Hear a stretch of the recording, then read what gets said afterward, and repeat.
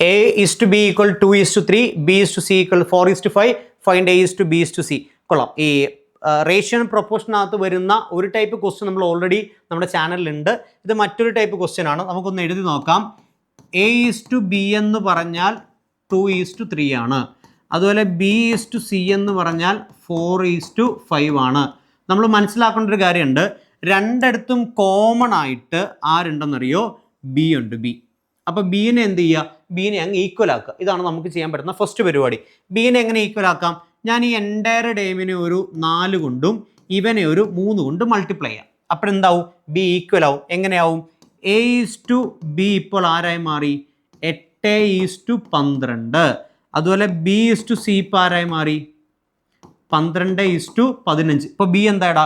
Equal ആയില്ലേ? നിങ്ങളുടെ ratio കിടക്കുന്നു, ദേ കിടക്കുന്നു. 8 ഈസ് ടു 12 ഈസ് ടു 15. ആരാടാ? A is to B is to C. എളുപ്പമല്ലേ? എന്താ ചെയ്തേ? കോമൺ ആയിട്ടുള്ള ടേംസിന് എന്താക്കിയടാ? ഈക്വൽ ആക്കി. എങ്ങനെ ഈക്വൽ ആക്കി? 4 3 അല്ലേ? അതിനെ 12 ആക്കി മാറ്റി. 8 ഈസ് ടു 12 ഈസ് ടു 15. എവിടെ ആൻസർ? എവിടെ എവിടെ എവിടെ എവിടെ എവിടെ?